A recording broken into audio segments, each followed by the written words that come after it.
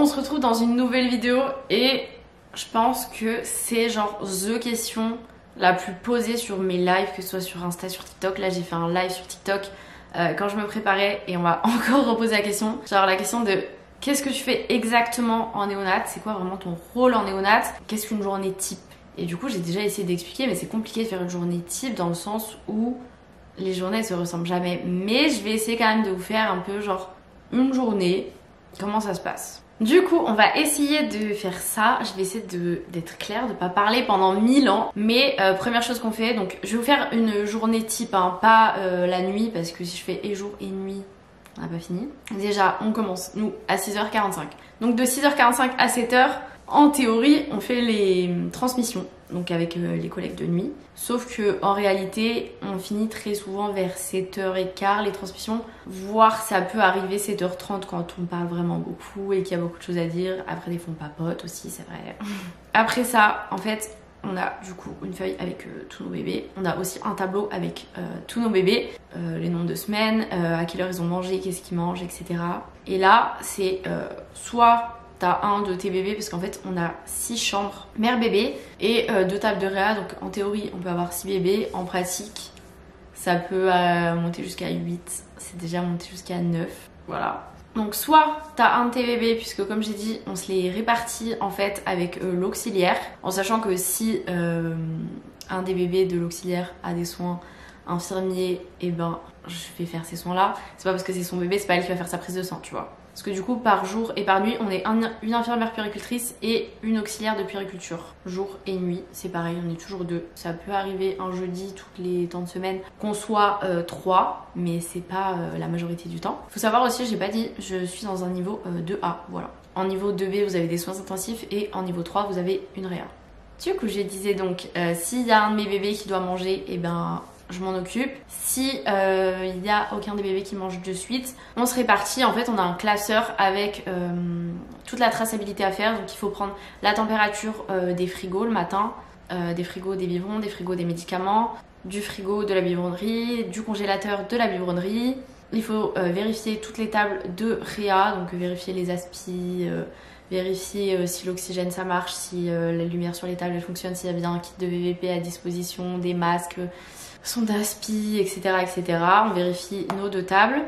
Ensuite, il faut renoter les numéros décellés des chariots d'urgence. On en a 2 puisqu'on a un chariot bébé et un chariot adulte pour les mamans. Ensuite, on vérifie aussi le Billy Flash. Si vous êtes déjà allé en néonat ou en maternité, je pense que ça vous parle. On a un petit, on doit le vérifier tous les jours, voir si les petits chiffres correspondent bien.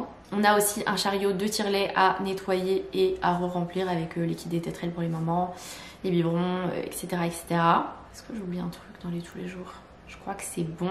Ensuite, je regarde aussi tous les traitements qu'ont mes bébés pour préparer les seringues des traitements. Donc par exemple la vitamine D, s'il y a de la vitamine K, parce que tous les lundis, nous on leur donne de la vitamine K.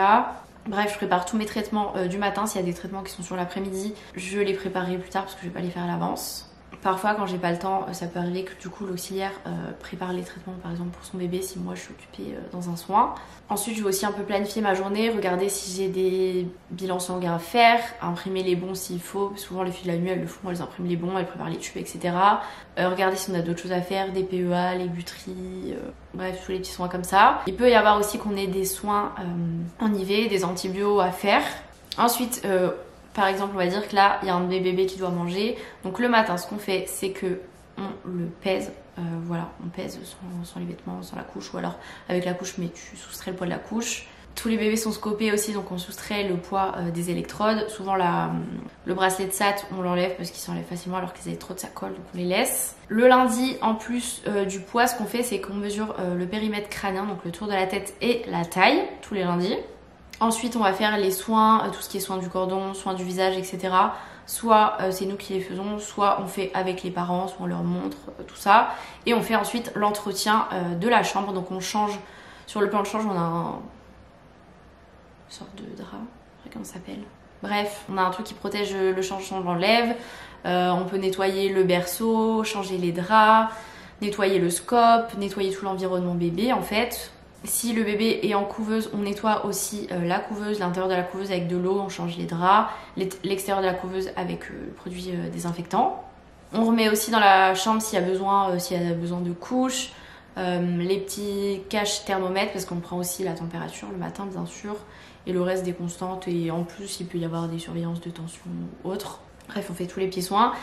Pendant qu'on fait ces soins, on a mis à chauffer le biberon si c'est un biberon. Si c'est une mise au sein, on peut accompagner pour la mise au sein, montrer différentes positions. Enfin voilà, l'allaitement c'est vraiment une partie de notre métier qui prend quand même beaucoup de temps, et c'est hyper intéressant et c'est hyper satisfaisant de voir que tu arrives à mettre l'allaitement en route et d'aider les parents et tout ça. Je trouve ça c'est trop cool. Et je pense que c'est la partie sur laquelle je suis le moins à l'aise, on va dire. Parce que oui, j'ai fait des formations, mais je pense que c'est un truc que vraiment c'est au fil du temps où tu apprends des nouvelles techniques. Des fois, c'est mes collègues qui apprennent de nouvelles choses, etc.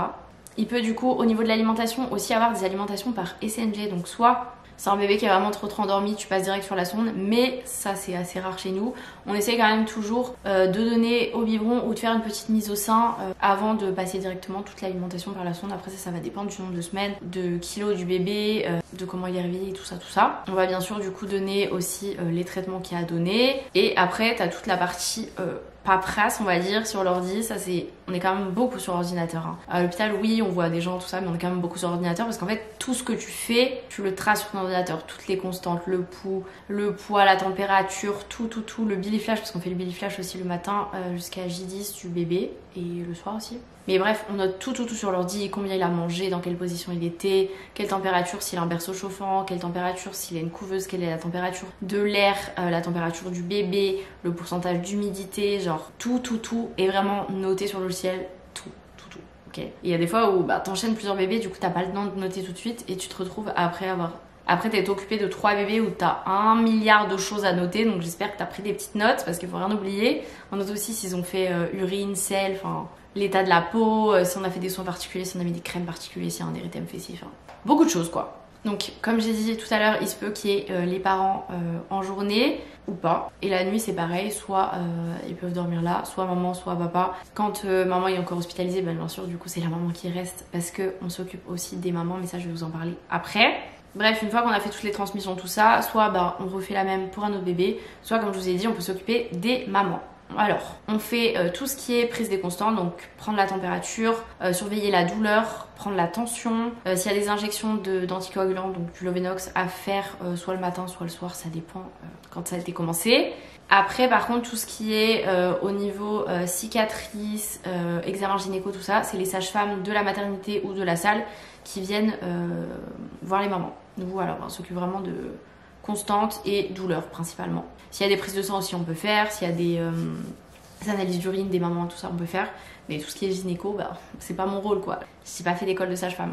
Pareil pour les mamans, on renote tout sur l'ordi, on prend toutes les transmissions. S'il y a un problème particulier, on peut appeler la sage-femme. Si on a besoin qu'elle vienne, etc., on peut l'appeler. Si on a besoin d'une autre prescription parce que les antalgiques qu'on a donnés, ça suffit pas, la maman a encore mal, on peut. Au niveau des mamans, on peut s'occuper aussi de tout ce qui est soins, on va dire au niveau des seins, de l'allaitement.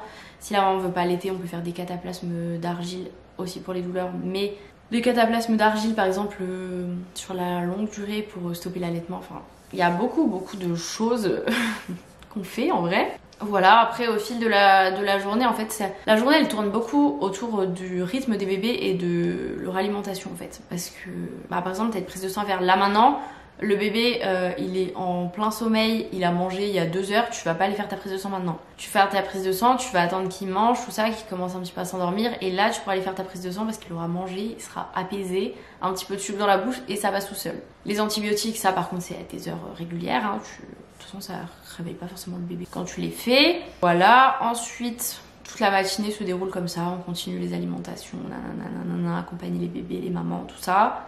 Ensuite, généralement, on va manger quand on peut, quand on arrive à avoir un temps où on est toutes les deux dispo, on va manger.